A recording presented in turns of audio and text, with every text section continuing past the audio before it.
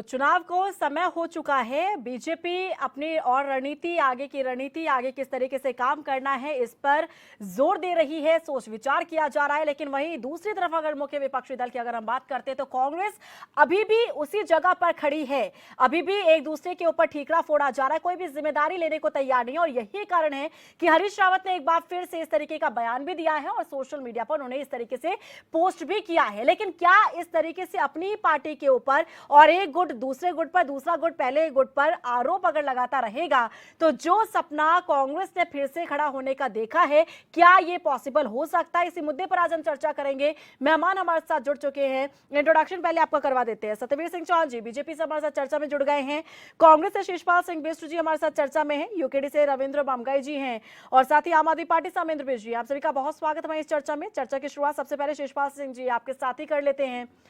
जिस तरीके का पोस्ट हरीश रावत ने किया या बयान दिया है, उसके बाद हमने सुना कि प्रीतम सिंह का भी क्या कुछ कहना है। एक ही पार्टी के नेता हैं, सपना भी एक ही है, लेकिन साकार होगा कैसे जब आप लोग उसी जगह पर अभी खड़े हैं?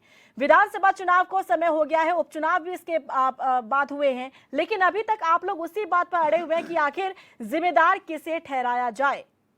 देखिए, जहां तक हरीश रावत जी की फेसबुक पोस्ट के संबंध में आज अगर आप सवाल कर रहे हैं और उसी प्रकार से माननीय प्रीतम सिंह जी का भी एक बयान आया है, उसी पर आपकी यह चर्चा है, तो इस पर मेरा कहना यह है कि हरीश रावत जी कांग्रेस के बहुत ही वरिष्ठतम नेताओं में हैं। कांग्रेस के नहीं, इस प्रदेश के भी लगभग सबसे वरिष्ठ नेताओं में हैं, अनुभवी नेताओं में हैं।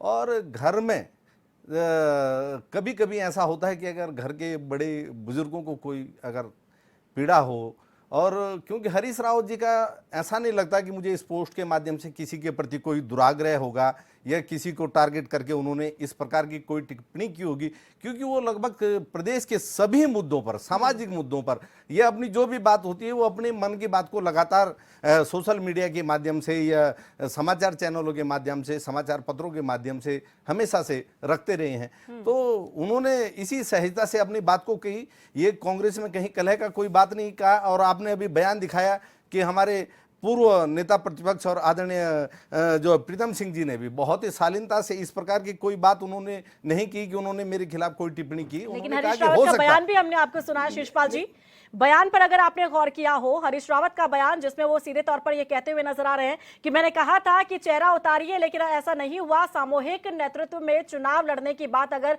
कही गई और सामूहिक नेतृत्व में अगर हमने चुनाव लड़ा तो आखिर अभी ठीकरा सिर्फ उनके ऊपर क्यों फोड़ा जा रहा है? फिर सभी लोगों को जिम्मेदारी लेनी चाहिए ना हर की। ये बात बिल्कुल सही है कि अगर इस प्रदेश के अंदर चुनाव में हो सकता है कि कोई थोड़ा बहुत खामियां रही हों, लेकिन सामूहिक नेतृत्व में इस प्रदेश के अंदर चुनाव लड़ा गया, इसमें कोई दो राय नहीं। क्योंकि चुनाव से पहले माननीय प्रदेश प्रभारी जी का बयान इस प्रकार का आया, माननीय प्रीतम सिंह जी के बयान इस प्रकार के आए, हरीश रावत जी के बयान इस प्रकार से आए, और केंद्रीय नेतृत्व का भी बार बार ये निर्देश रहा कि सामूहिक नेतृत्व में चुनाव लड़ा जाएगा।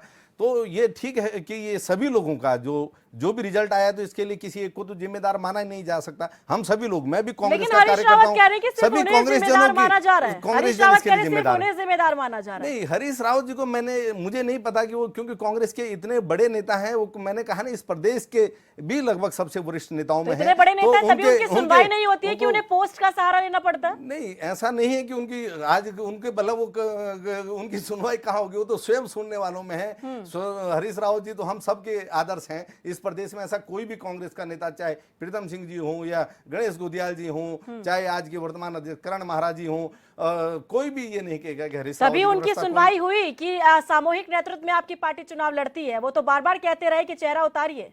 नहीं, लेकिन ये पूरा मुद्दा फिर दिल्ली तक पहुंच जाता है, दिल्ली तलब किया जाता है। ये दिल्ली तलब करने वाली कोई बात नहीं है। केंद्रीय नेतृत्व भी, क्योंकि पार्टी का केंद्रीय नेतृत्व होता ही इसलिए है क्योंकि समय समय पर प्रदेश के नेताओं को बुलाता है, और एक गार्जियन की तरह केंद्रीय नेतृत्व किसी भी पार्टी का, कांग्रेस का नहीं है, हमेशा दिल्ली एक परंपरा रही है कि आते हैं, आपस में बैठते हैं, प्रदेश की भावी रणनीति पर जो है विपक्ष के तौर पर किस प्रकार से काम करना है, इस प्रकार का सलाह मशवरा चलता है। ऐसा नहीं कि किसी झगड़े के कारण दिल्ली बार बार बुलाया जाता रहा। आप बचाव करें, ये आपका अधिकार भी बनता है शिषपाल जी, लेकिन जिस तरीके से आपकी पार्टी के अंदर रार है, जिस तरीके से हार पर रार जारी है, क्या आप लोग आगे नहीं देख रहे हैं? क्या रणनीति आगे की नहीं बनाई जाएगी, या यहीं पर आप लोग स्टक हो गए? सवाल आज का ये है। नहीं, सवाल आप लोग एक तरफ तो सपना देख रहे हैं कि आप लोगों को फिर से उभरना है, कैसे आप लोगों को उठना है, कैसे आगे बढ़ना है, लेकिन एक्टिविटीज की अगर हम बात करें तो आप लोग वहीं स्टक नजर आ रहे हैं। नहीं, आप ये गलत कह रही हैं। जब से हम गलत कहाँ कह रहे हैं? रजनीश पाल जी, आपके नेताओं के बयान ऐसे हैं। मैं उसी के संदर्भ में आपकी बात को आगे बढ़ा रहा हूं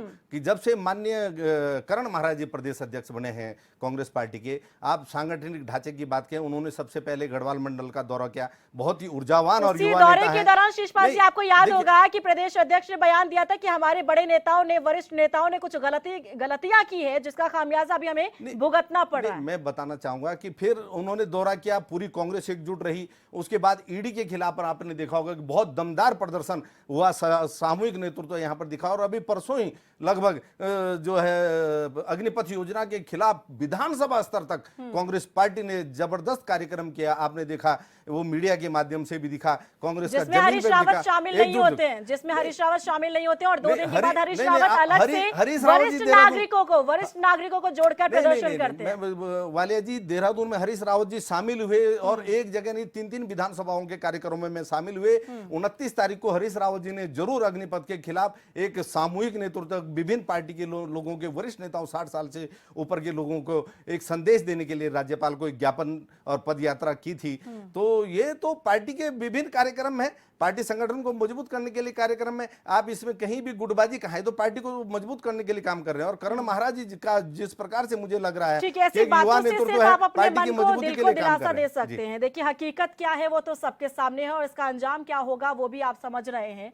बहरहाल चर्चा को आगे मैं बढ़ा रही हूँ। सत्यवीर सिंह चौहान जी, अगर विपक्ष इतना कमजोर हो और विपक्ष इस तरीके से कहीं ना कहीं कह सकते हैं कि अपनी उसी जगह पर स्टक है जहां से एक उभरने की कोशिश की जा रही है, तो ऐसे में सत्ता पक्ष का मनमानी करना या फिर अपने हिसाब से आगे बढ़ना तो लाजमी हो जाता है। वीना जी, आपको प्रणाम और आपके सभी दर्शकों को प्रणाम। पहले तो मैं कहना चाहूँगा, जो आज का आपने विषय रखा है कि कांग्रेस के अंदर अंतर्कल है, वैसे ही इनका ही घर का अपना अंदरूनी मामला है, और मेरा सैद्धांतिक अधिकार भी नहीं बनता, नैतिक अधिकार भी नहीं बनता कि भाई मैं इस विषय पे बोलूं। मगर आपका मेहमान होने के नाते और एक राजनीति में जिस प्रकार से हम एक सहपाठी है, जैसे विद्यालय में सहपाठी होते हैं, उसी तरीके से हम राजनीतिक में सहपाठी है। तो इतनी ही सलाह देना चाहूँगा कि भाई हरीश रावत का अगर पूरा उनकी राजनीति का अगर देखा जाए तो उत्तराखंड से ही नहीं, उनने केंद्र में भी राजनीति करी है। जिस प्रकार से असम में वो प्रभारी रहे, पंजाब में प्रभारी रहे, असम के रिजल्ट आए, उसके बाद किस प्रकार के वहाँ से वक्तव्य आए, किस प्रकार से पंजाब में एक ऐसा मुख्यमंत्री जो निरंतर हमारे से विचारधारा से अलग था, मगर वो निरंतर किस प्रकार से पाकिस्तानी परस्त आतंकवाद से लड़ने की बात करता था, उसको हटाने की बात करी, और किसको प्रदेश अध्यक्ष बनाया जो इमरान या बाजवा के गले लगता था, जो एक समय हमारी पार्टी में हुआ करता था, तो भारत माता की जय के नारे के अलावा कोई दूसरा नारा नहीं लगता था। और अगर यहाँ भी देखा जाए, जब चुनाव के समय पे जब यहाँ के रिजल्ट आए, इन्होंने, और उस चुनाव के रिजल्ट से पहले ही कि पहले कोई दूसरी सीट सेलेक्ट करते, फिर दूसरी सीट पर सेलेक्ट करते, और वहाँ के कार्यकर्ताओं ने जिस प्रकार के, कांग्रेस के कार्यकर्ताओं ने जी जान से उनके लिए जिताने का काम किया, वो अलग विषय है कि जीत हार होती है लोकतंत्र में। मगर उसके बाद उनका जो बयान आता है कि भाई यहाँ के कार्यकर्ताओं ने, कांग्रेस के कार्यकर्ताओं ने मुझे इस प्रकार से हराया कि मैंने कांग्रेस के लिए कुछ नहीं किया, तो अब उनकी पीड़ा ये है कि भाई जो उन्होंने बोया वो काटना पड़ेगा। चाहे एनडी तिवारी को देख लीजिए, जब एनडी तिवारी को उन्होंने परेशान किया तो एनडी तिवारी बोलते थे कि मैं केंद्र को जाके अपना इस्तीफा सौंपता हूं, वैसे ही इंदिरा हृदय इसके साथ हुआ। वो आज परिणाम सारे के सारे आ रहे हैं, और वो हरीश रावत को बेचैनी लाते जाएंगे। और दूसरी बात आपको पता ही है कि जो अभी समय के नेता प्रतिपक्ष हो, चाहे प्रीतम सिंह जी हो, चाहे हरीश रावत हो, किस प्रकार से धड़े बने हुए हैं। आपने चिंतन शिविर भी देखा, वहां पर भी हमें आपके साथ यहाँ पे डिबेट में था, वहां पर भी ये सब नहीं पहुंच पाए। और आपने देखा हो जिस प्रकार से इन्होंने ईडी की बात करी, 19 विधायक यहाँ चुने हैं। और विपक्ष का रोल होता है बहुत से, और सिद्धांतिक रोल होता है कि भाई अगर हमारी भाजपा की सरकार है, अगर सही दिशा में नहीं चल रही, या कोई ऐसे कार्य है जो जनता के हित में होने चाहिए, उस ओर जाए। आपने देखा होगा, चाहे बजट सत्र हो, चाहे उससे पहले महामहिम राज्यपाल द्वारा जो उनका उद्बोधन हो, उसमें भी देखा हो कि ये वहां पर नहीं रहे। और नहीं, दूसरा सदन के मैं भीतर तो इस बार कह सकते हैं कि विपक्ष एक्टिव था, काफी ऐसे सवाल पूछे गए जिसमें मंत्रियों के पास जवाब नहीं थे। हम देखो हमारे ऊपर आपने रीना जी आपके साथ डिबेट में था, इन्होंने जो इनके प्रवक्ता थे उन्होंने आरोप लगाया था कि हमें समय नहीं देते। हमने आपने देखा होगा सभी को समय दिया और सभी की बात को सुना, उसके बाद भी इनका रोल देखा कि बाहर जाके धरना प्रदर्शन करने लगे। हमने तो किसी की इसीलिए आवाज समय से और पहले सुनो सत्र को खत्म कर दिया। और देखो सदन सब पता है, उस पर डिबेट करेंगे किसी दिन अगर आप चाहो। और दूसरा मैं आपको ना चाहूँ, कभी हम पे हंसते थे ये कि दो लोगों की पार्टी है, मात्र 2 सीटों की पार्टी है। आज स्थिति है माँ बेटी की पार्टी और 2 राज्यों में रह गए हैं और वह समय का पहिया ऐसा घुमा जो हमारे पे हंसते थे, आज पूरा देश और पूरा उत्तराखंड उनके ऊपर हंस रहा है। और हमें तो केवल देखो अब कांग्रेस में क्या हो रहा है हमें उससे कोई मतलब नहीं है। हम निरंतर काम कर रहे हैं, हमारे कार्यक्रम है, चाहे संगठन के कार्य में, चाहे सरकार के अभी 100 दिन का सरकार के हुए हैं और जिस प्रकार की उपलब्धियां हमने 100 दिनों में दी है, चाहे वो विकास की हो, चाहे सेवा सुशासन की कल्याण की हो, जिस प्रकार से अंत्योदय के जो हमारा संकल्प है उसको हम पूरा कर रहे हैं। चलिए ठीक है, मैं रुक करना चाहूंगी अमरेंद्र बिष्ट जी। ठीक है, विपक्ष की हम बात कर रहे हैं, मुख्य विपक्षी दल की बात कर रहे हैं, जो कि अभी काफी बेहद कमजोर नजर आ रहा है, उठने की कोशिश कर रहा है लेकिन अपने ही उन्हें गिराने की कोशिश कर रहे हैं। क्या लगता है कि कितना ये जरूरी हो जाता है कि मुख्य विपक्षी दल पूरी टक्कर सत्ता पक्ष को दे? हालांकि आप लोगों ने भी पूरी कोशिश की थी चुनाव के दौरान कि आप लोग सदन के भीतर भी जगह बना पाए, सरकार में आप लोग आ पाए, लेकिन वो हो ना सका। लेकिन मुख्य विपक्षी दल की भूमिका इस दौरान जिस तरीके की नजर आ रही है, उनके घर में जो कुछ चल रहा है, उसे देखते हुए क्या कहेंगे?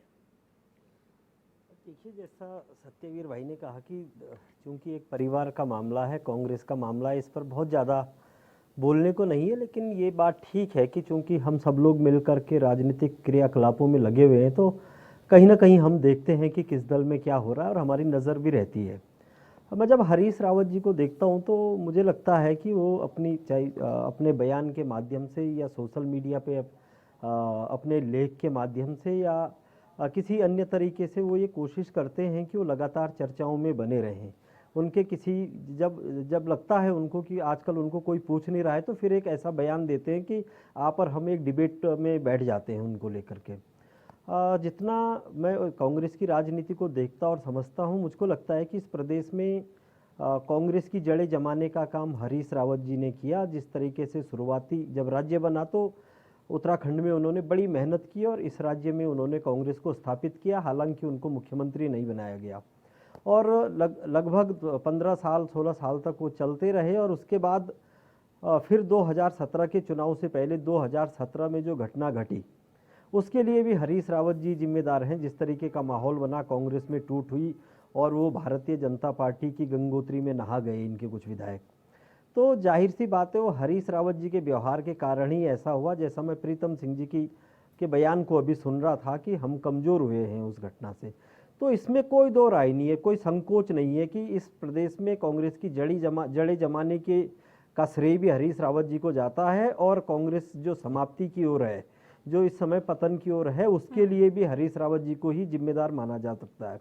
और जैसे हम देख रहे हैं कि जब कोई लड़ाई खत्म हो जाती है, अब 2022 में जो लड़ाई लड़ी गई वो लड़ाई खत्म हो गई। अब एक राजनीतिक कार्यकर्ता को आगे बढ़ करके सोचना चाहिए, लेकिन हरीश रावत जी बार बार पीछे मुड़ करके देख रहे हैं। तो मुझे लगता है कि कांग्रेस का जो कार्यकर्ता है उसका मनोबल लगातार इन चीज़ों से टूट रहा होगा।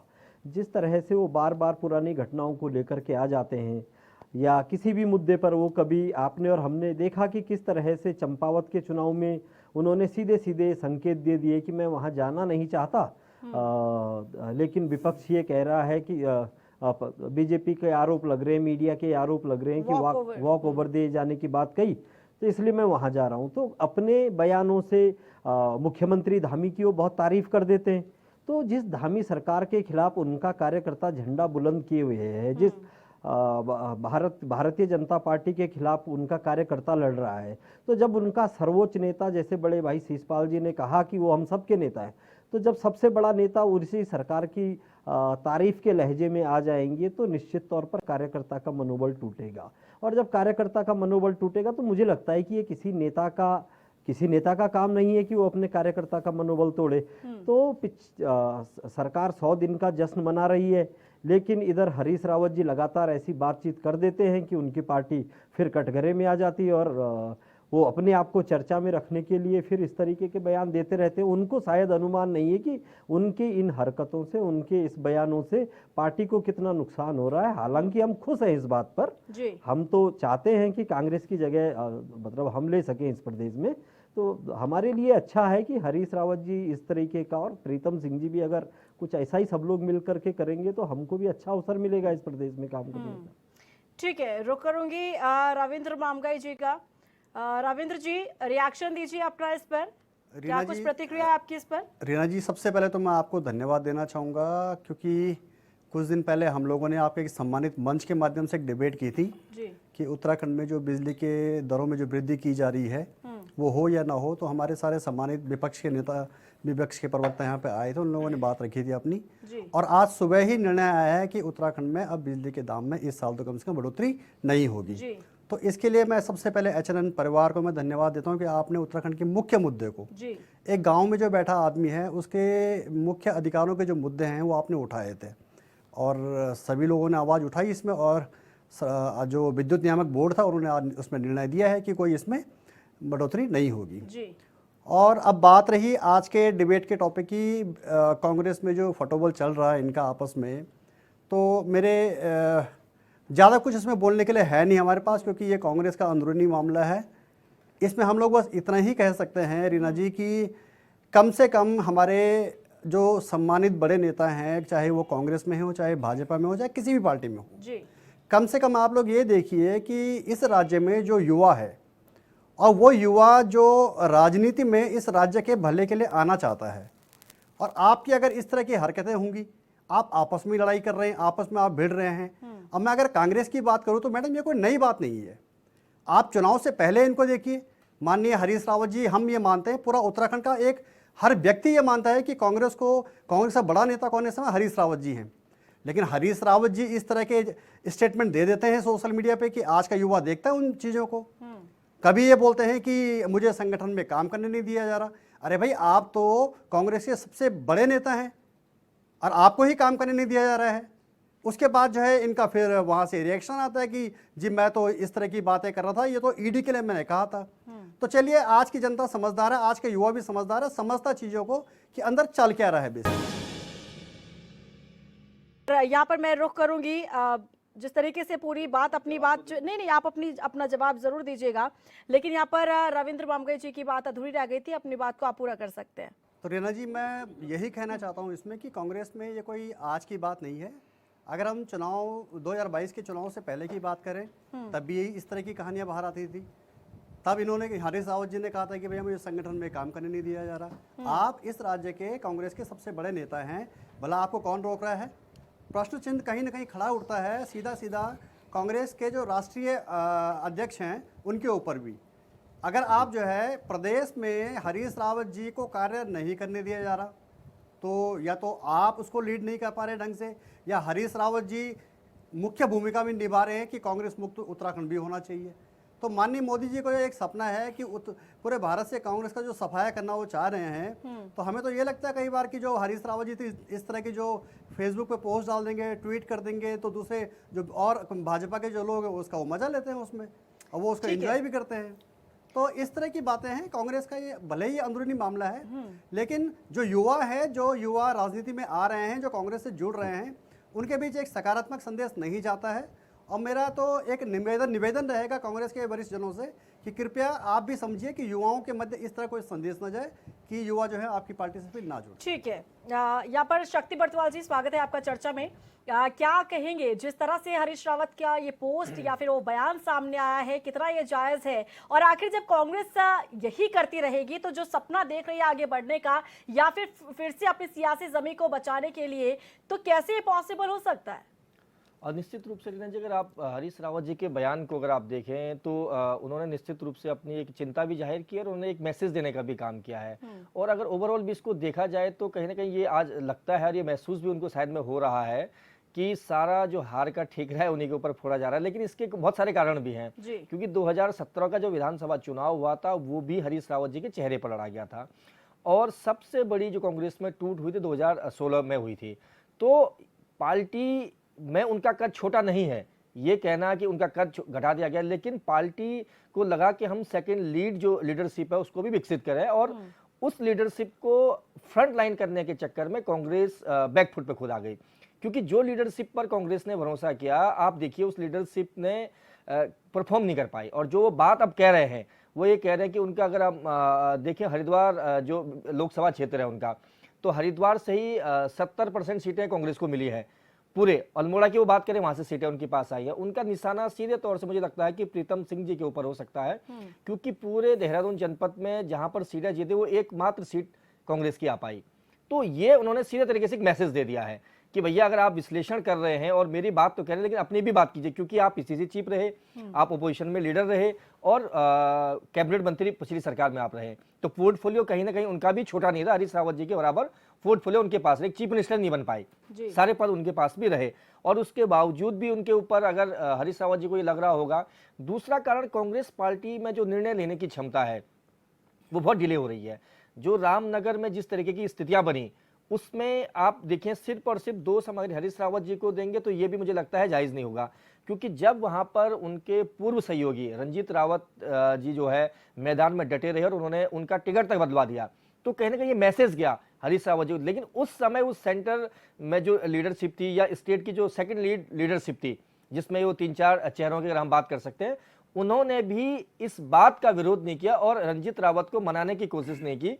सिर्फ और सिर्फ ये मैसेज दिया गया कि किस तरीके से हरीश रावत को बैक किया जाए। लेकिन उस बैक करने के चक्कर में क्या हो कि पूरी कांग्रेस बैक हो गई और खुद भी चुनाव सरकार बनाते बनाते कांग्रेस रह गई जी। अब चूंकि जो उनकी चिंताएं, इसलिए हरीश रावत को जी को ये भी लगता होगा कि उनके पास अब खोने के लिए बहुत कुछ बचा नहीं है, क्योंकि राजनीतिक रूप से और जितना उनका अनुभव है संगठन के रूप में, अगर उनका अनुभव देखिए, राजनीतिक रूप से देखें, और मेरी व्यक्तिगत जो राय है और जितना मैं समझ पाता हूं, हरीश रावत जी का कद जितना कांग्रेस में उतना उनको मिल नहीं पाया है। आप देखिए कितनी देर के बाद तो वो सेंट्रल मिनिस्ट्री उनको मिली, बहुत मुश्किल से फिर वो कैबिनेट मंत्री भारत सरकार में बन पाए। वो भी तब बन पाए जब विजय भगोड़ा को उनकी जगह पर चीफ मिनिस्टर उत्तराखंड बना दिया गया, और उसके बावजूद भी वो पार्टी लाइन से इतर के भी उन्होंने बात नहीं की। ये भी हमें देखना पड़ेगा, पार्टी में रहकर ही अपनी बात को रखना, ये कहीं ना कहीं साबित करता है कि वो कांग्रेस के आइडियोलॉजिकल और कांग्रेस के पुराने सिपाही हैं। लेकिन आज की स्थिति में हो क्या रहा है कि कांग्रेस के साथ साथ अब आम लोगों को भी लग रहा है कि हरीश रावत जी के कारण कांग्रेस हार गई, जबकि इसके बहुत सारे कारण हैं। मैंने जो बताया आपको कारण, जो रामनगर का ही उदाहरण है कि वहां पर आपके एक सहयोगी जो बिल्कुल सहयोगी रहे हों, जो पिछले 10 साल से विधायक भी नहीं बन पाए, उन्होंने एक पूर्व मुख्यमंत्री की सीट को कब्जा दिया एक तरीके से, और जो सेंटर लीडरशिप थी या सेकंड लाइन जो लीडरशिप थी वो भी चुपचाप रही और तमाशा दिखती रही। उसी का नतीजा है कि आज भी कांग्रेस एकजुट नहीं हो पा रही है। तो यही उनकी साइड में मुझे लगता है कि पीड़ा थी। और परसों में एक अधिवेशन में उनको देख रहा था, उन्होंने ये कहा भी कि अभी भी हमारे सामने संभावनाएं हैं, हम 24 में अगर एक कलेक्टिव पॉलिटिक्स के साथ लड़ें। वो ये नहीं कह रहे हैं कि मुझे सेंट्रल लीडरशिप मिलनी चाहिए या मुझे ही चेहरा बनाया जाए, वो ये कह रहे हैं कि सभी लोगों को सारे मतभेदों को भुलाना चाहिए, और वो ये भी स्वीकार कर रहे हैं कि उनसे भी कुछ कमियां रही हैं और कुछ कमियां उन्होंने की हैं।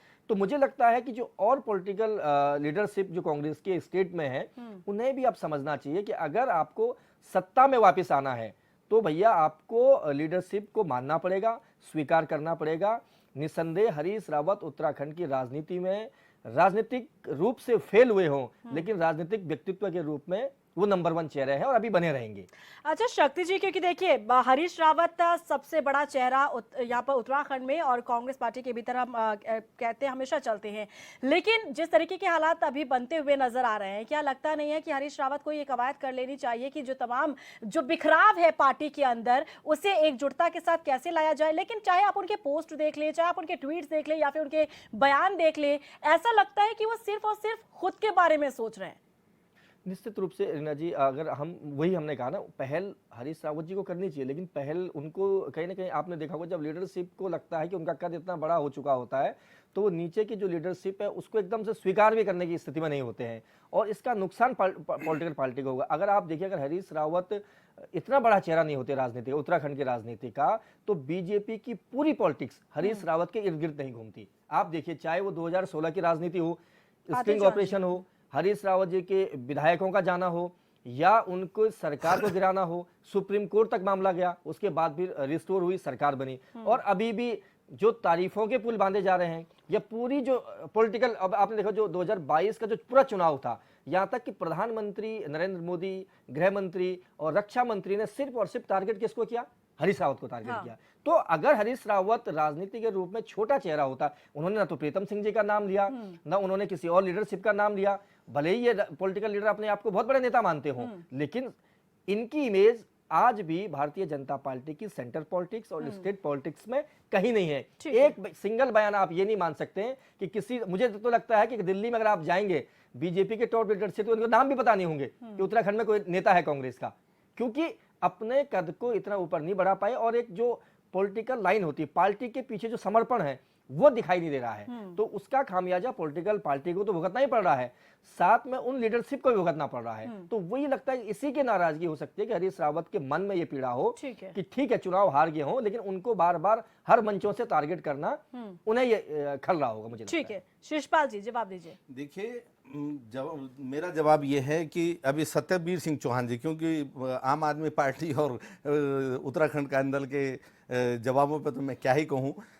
लेकिन मैं सत्यवीर जो चौहान जी हैं उनके जरूर जवाब देना चाहूँगा कि जिस प्रकार से उन्होंने कहा कि बीजेपी कांग्रेस का उत्तराखंड में जो है अब ऐसा है और वैसा है, घर के में ये राड है वो राड है, मैं फिर कहना चाहूँगा कि भारतीय जनता पार्टी अपने घर में जाके आज, रीना जी मैं निश्चित तौर पे कहता हूं, अगर कांग्रेस भारतीय जनता पार्टी की इस प्रदेश के अंदर अगर सरकार ना बनी होती तो जो भारतीय जनता पार्टी के अंदर सिर फुटबॉल चुनाव से पहले ही शुरू हो चुकी थी। आपने देखा कि इनके प्रदेश अध्यक्ष के खिलाफ हरिद्वार के ही एक तत्कालीन विधायक ने जो है खुलेआम पत्र भी लिखा, सार्वजनिक बयान जारी किए।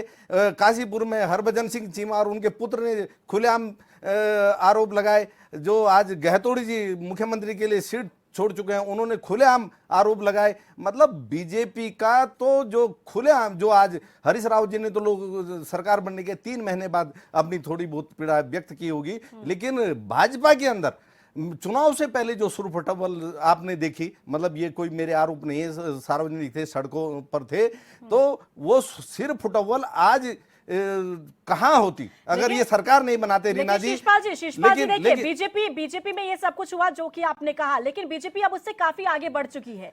अब वो आगे कैसे कामकाज करना है उसकी रणनीति तैयार कर रही है, लेकिन कांग्रेस कहाँ है वहीं पर आप लोग, मैं यही कह रहा हूं, कांग्रेस भी इस समय पूरे प्रदेश के अंदर अपने संगठन को मजबूत करने पर लगी हुई है।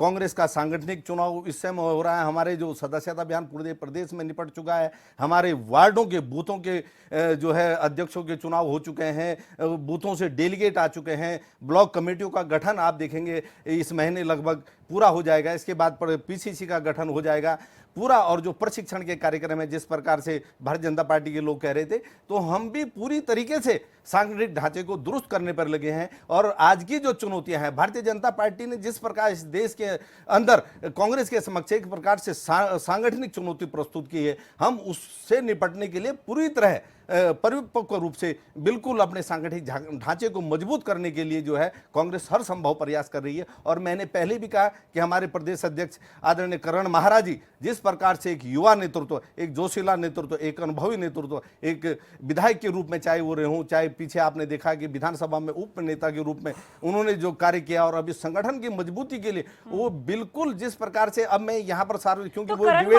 उन पे नहीं है, मजबूती से काम कर रहे हैं कांग्रेस को। करण महाराज जी ने कहा था शिषपाल जी कि हमारे कुछ वरिष्ठ नेताओं ने गलतियां की है जिसकी वजह से आज कांग्रेस का ये हाल हो चुका है, तो क्या इसे सच माना जाए? देखिए रीना जी, मैं ये कहना चाहूंगा कि देखिए गलतियां हर पार्टी में होती हैं, ये चाहे आज भारतीय जनता पार्टी के लोग चाहे पूरे देश में शासन कर रहे हो, अधिकांश राज्यों में शासन कर रहे हो, जगह जगह अगर आप देखेंगे कि उनसे भी गलतियां होती हैं। तो गलतियां तो छोटी मोटी बात है, कहीं अब वरिष्ठ नेताओं को अगर कहीं कुछ नजर आता हो, तो मैंने कहा ना कांग्रेस के अंदर ऐसा नहीं, बहुत खुलापन है, खुला लोकतंत्र है, वहां अंदर कोई घुटन नहीं है। वहां अगर कुछ होता तो हमारे नेता सहजता से अपनी बात सार्वजनिक रूप से कहते, उसमें कोई मतभेद नहीं होता, मतलब मतभेद हो सकता है, मनभेद नहीं होता, मेरा कहने का मतलब है। तो कांग्रेस के अंदर इस प्रकार का कोई छुपा एजेंडा नहीं होता है, जो कुछ होता है हमारे नेता बिल्कुल खुले मन से अपनी बात सहारा लेना पड़ता है क्या शिषपाल जी? पार्टी फोरम पर वो क्यों नहीं? देखिए रीना जी, मैंने फिर कहा, कभी ट्वीट, कभी बयान, इस तरीके से मीडिया में आकर अपने बयान देते हैं, इससे क्या होता है? इससे फिर आपकी पार्टी के, आपके घर के के अंदर जो लड़ाई है वही तो उजागर होती है। नहीं रीना जी, इस प्रकार का नहीं, मैंने कहा हरीश रावत जी का जिस प्रकार से आपने देखा होगा, जैसा उनका व्यक्तित्व है, वो हर मुद्दे पे, वो हर सामाजिक मुद्दे पे, इस प्रदेश का, चाहे वो बेरोजगारों की बात हो, चाहे वो विकास की बात ये हो, आपकी पार्टी की तमाम बात है, महंगाई की बात हो, ये जनता की बात नहीं है, ये आपकी पार्टी की बात है जिस मुद्दे पर आज हम चर्चा कर रहे मैंने हैं। कहा हरीश रावत जी सहजता से अपनी बात को हमेशा रखते हैं, और जैसा बर्थवाल जी ने मेरे से पहले बहुत ही सारगर्भित तरीके से, बहुत विस्तृत तौर पे कहा हरीश रावत जी के बारे में या कांग्रेस के बारे में जो बात उन्होंने रखी, तो यहाँ कोई छुपा एजेंडा है नहीं ठीक है। है। तो ये है कि अपनी बात रखते हैं। और चौहान जी, जी मैं तो इतना कहूँगा, सांगठनिक ढांचे की जो बात कर रहे थे, इनका राष्ट्रीय नेतृत्व को अगर आप उठा के देख लीजिए, 90 के दशक से एक ही परिवार के राष्ट्रीय अध्यक्ष है। अब कितना मजबूत है तो आप समझ सकते हो कि जब राष्ट्रीय नेतृत्व में जो राष्ट्रीय अध्यक्ष है वो एक ही परिवार से लगातार चलता जा रहा है, प्रदेशों के अध्यक्षों को किस प्रकार से टाल मटोल के उनसे काम कराया जाता है, वो तो इस बारे में ज़्यादा बोलना नहीं चाहूँगा। इनका पार्टी का अपना अंदरूनी मामला है, मैं पहले ही बोल चुका, मेरा नैतिक अधिकार नहीं है। मगर एक कहना चाहूँगा, उदयपुर में उत्तराखंड के अंदर एक चिंतन शिविर हुआ। उदयपुर की स्थिति आप देख ही रहे हो कि क्या हो रहा है वहाँ पर। पूरे राजस्थान में कर्फ्यू लगा पड़ा है।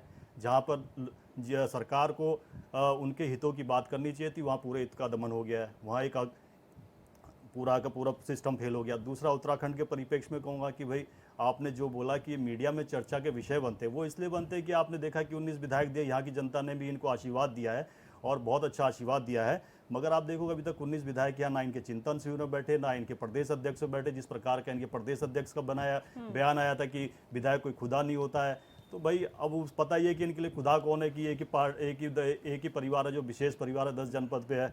और कार्यकर्ताओं की अभी शिषपाल जी ने बात करी थी, मैं यही कहना चाहूँगा, कार्यकर्ता वो होता है जो पार्टी के लिए दिन रात काम करता है और बलिदान भी देता है। जब बलिदान देने की बात होती है और त्याग भी देता है, तपस्या भी करता है।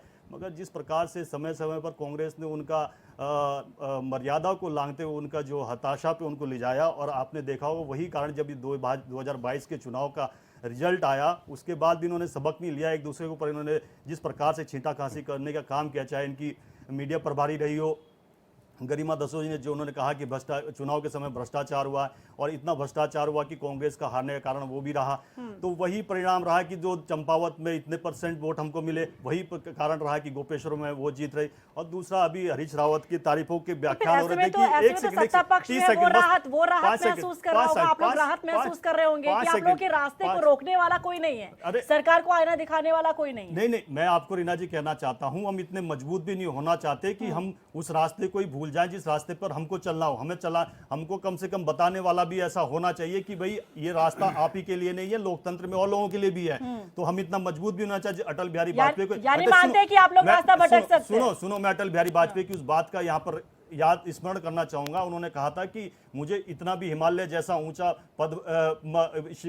स्थान मत देना कि मैं सपनों को ही भूल जाऊं। तो वही मैं कहना चाहता हूं, हम लोकतंत्र में उसी तरीके से चलना चाहते हैं जो लोकतंत्र का सिद्धांत और विचार है। दूसरा, मैं ये कहना चाहूंगा, हरीश रावत के परिप्रेक्ष्य में इतना बड़ा उनका राजनीतिक कद है कि वो लगातार एक के बाद एक चुनाव हारते गए हैं, और रिकॉर्ड ऐसा रहा है कि आप ये देख लीजिए, कोई मुख्यमंत्री उत्तराखंड में रहा हो और दो जगह से चुनाव लड़ा हो, दोनों जगह से हारा हो, उसके बाद सीट बदलनी पड़ती है, फिर दूसरी जगह जाना पड़ता है। और मैं यही कहना चाहूंगा, बार बार ये कहता हूं, राजनीति में क्या आवश्यकता है तो परिश्रम की आवश्यकता है। उदाहरण के लिए मैं स्मृति ईरानी का नाम लेना चाहूंगा। चुनाव हारी मगर मैदान नहीं छोड़ा, और उस व्यक्ति को वायनाड जाने के लिए उन्होंने ये इतना मजबूर कर दिया कि उसको अमेठी जाने के बाद वायनाड जाना पड़ा। मगर हम परिश्रम में, फिर एक बात और कहना चाहूंगा कि हमारा कार्यकर्ता हारता नहीं है, हार से सीखता है या जीतता है, इसी के बीच में हमारी कार्य प्रणाली रहती है। शिषपाल जी कुछ कहना चाह रहे, जल्दी से जवाब जी, दीजिएगा। जैसे इन्होंने कहा कि अभी चुनाव हारने की बात कर रहे थे, तो अभी चुनाव जो अभी यहाँ प्रदेश के अंदर 2022 का चुनाव निपटा, इनके प्रदेश में मुख्यमंत्री स्वयं चुनाव हार गए। आप देखिए, मुख्यमंत्री रहते हुए चुनाव हारे, और अभी जो चुनाव जीते, आपने देखा किस प्रकार से धनबल का प्रयोग करके, किस प्रकार से सत्ता का दुरुपयोग करके, जिस प्रकार से विपक्ष को खत्म करने की राजनीति, जिस प्रकार 12 बजे से 3 बजे तक वहां पर लाइट भागी, जहां पर मतगणना हो रही है, पूरे प्रदेश को पता है। सत्यवीर चौहान जी, पूरा प्रदेश में इतना ही कहना चर्चा ना करें। लोकतंत्र में जनता का आशीर्वाद ही सबसे बड़ा किस प्रकार से जनता का आशीर्वाद मिल रहा है, पूरा देश जनता की तोहिन मत करिए। शांत रहिएगा आप दोनों। मामगाई जी रखिए अपनी बात। मैं सम्मानित शिषपाल सिंह बिष्ट जी जो कांग्रेस के प्रवक्ता हैं, मैं उनसे बोलना चाहता हूं, सर क्षेत्रीय ताकतों को मजबूत करने की आवश्यकता है। और आपने अभी जो कहा कि भाजपा और चलो भाजपा को आप तवज्जो दे रहे हैं, लेकिन आप बोल रहे हैं कि आम आदमी पार्टी और यूकेडी को आप तवज्जो नहीं दे रहे हैं। तो साहब मैं आपको सिर्फ इतना ही बोलना चाहूँगा, नहीं मैं आपको सिर्फ इतना ही बोलना चाहूँगा कि आज का युवा वर्ग जो है सब जानता है कि कौन सा वो मुख्यमंत्री था जिसने ये कह दिया था कि चलो मैं आंखें बंद कर दो, तुम जितना चाहो लूट लो। क्या हम नहीं जानते हैं? लेकिन हम इस मंच के माध्यम से वो पुरानी बातें नहीं करना चाहते। मैंने पूरी हमें तवज्जो ये दी सारी क्योंकि आप तीनों के आरोप एक ही प्रकार के थे, एक ही तरह की बातें आपने कही, इसीलिए उस सबका जवाब हमारा बोलना सबके लिए सिर्फ ये सामूहिक रूप से है, था। हमारा बोलना सिर्फ ये है, आप सम्मानित व्यक्ति हैं, आप उम्र में हमसे बहुत बड़े हैं, हमारा सिर्फ यही बोलना है कि जितने वरिष्ठ नेता हैं, अगर आप इस तरह के ट्वीट करेंगे, इस तरह के फेसबुक पे आप पोस्ट डाल देंगे, तो जो युवा वर्ग जो राजनीति में आ रहा है, जो आपके पार्टी को मजबूत करना चाह रहा है, भला कैसे कर पाएगा? क्या उसके मनोबल पे कोई, उस मनोबल नहीं टूटेगा उसका? ये भी तो आप लोग समझिए। देखिए ठीक है। आप कांग्रेस चले के बात लिए के चिंता इशारा ना कर करें, रहा आप हूं, फाइनल उत्तराखंड कमेंट के लेना अंदर की होगा चिंता जल्दी करें। से। अमरेंद्र जी शॉर्ट में रखिएगा फाइनल कमेंट। देखिए रीना, हरीश रावत जी बहुत अच्छा कर रहे हैं और मुझे लगता है कि वो जो कर रहे हैं इसी से कांग्रेस खड़ी हो पाएगी, वरना कांग्रेस खड़ी नहीं हो पाएगी। और मुझे लगता है चूंकि वो बहुत बड़े नेता है और मैं बहुत छोटा कार्यकर्ता हूँ, और मैं फिर भी चूंकि हारने का एक बड़ा रिकॉर्ड उनके नाम है, मैं शीशपाल भाई से भी यदि इस समय पूछूं कि क्या उन्हें याद है कि हरीश रावत जी आखिरी चुनाव कब जीते थे। और वैसे बहुत लंबी फहरिस्त हमारे साथी सत्यवीर चौहान जी ने बताया कि जहाँ जहाँ वो गए बंटाधार, उन सारे स्टेट में बंटाधार कांग्रेस का करके ही वो लौटे।